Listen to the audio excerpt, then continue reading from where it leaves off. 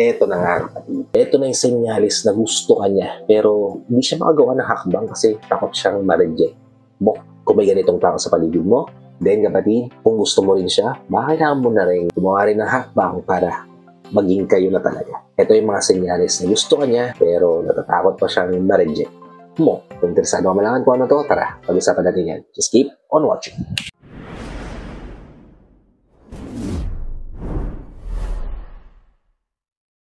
Hi, I'm Gary Opimo at gumagawa ako ng mga videos na katulad nito para matulungan ka na maging best version ng sarili mo at maibigay mo yung best self mo syempre sa taong mahal mo. Kaya kung bago ka pa lang dito sa channel ko, please consider liking this video.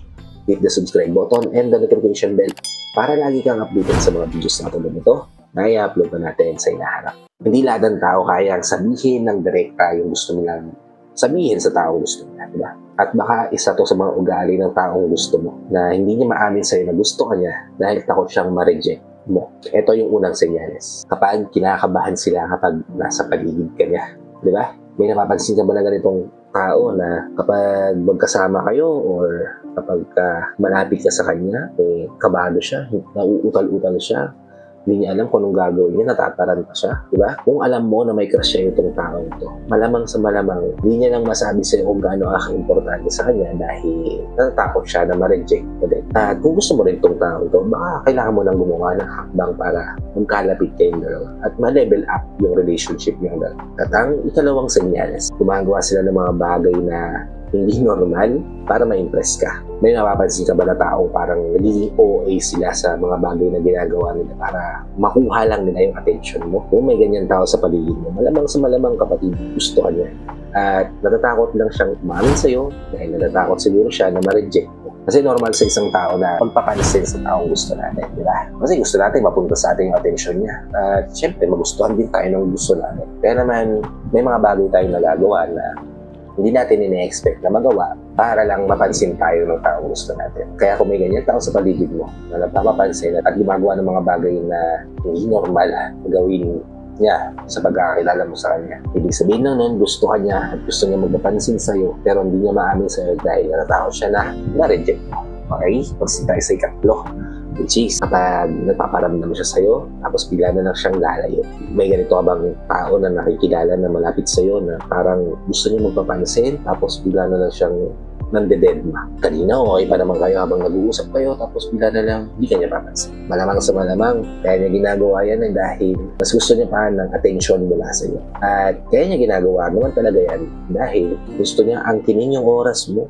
Diba? Gusto niyang siya yung pukusan mo. At kaya hindi niya masabi na gusto ka rin niya o gusto niyang makuha ito mula sa'yo.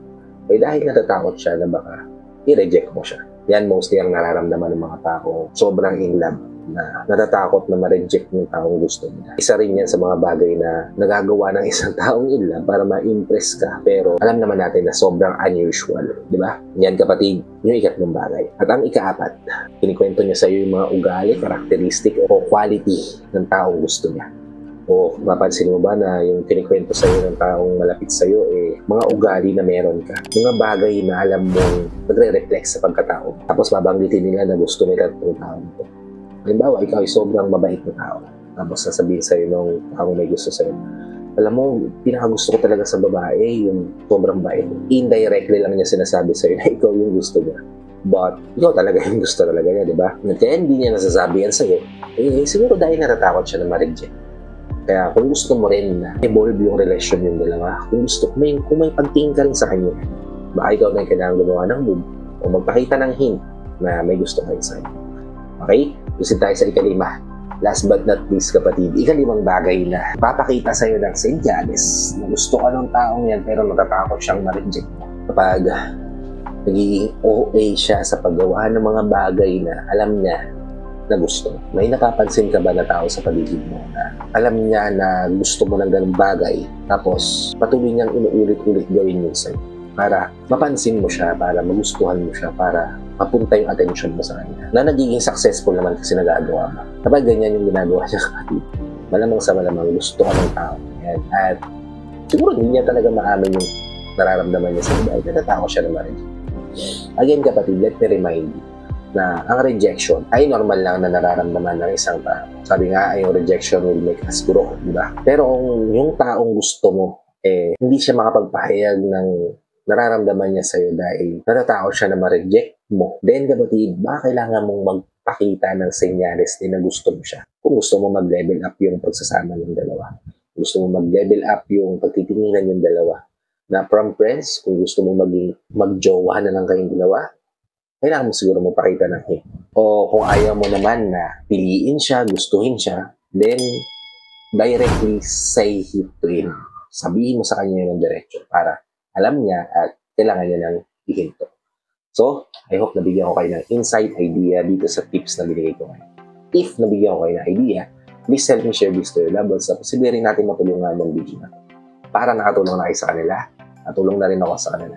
Sa lahat ng OFW viewers natin at sa mga viewers natin dito sa Pilipinas na walang sawang nanonood, sumusuporta at palagi nakatune in sa bawat video na ina-upload ko. Maraming salamat po ulit sa palagi niyong panonood at pagsuporta. Kung bago ka pa lang dito sa channel ko, please consider liking this video.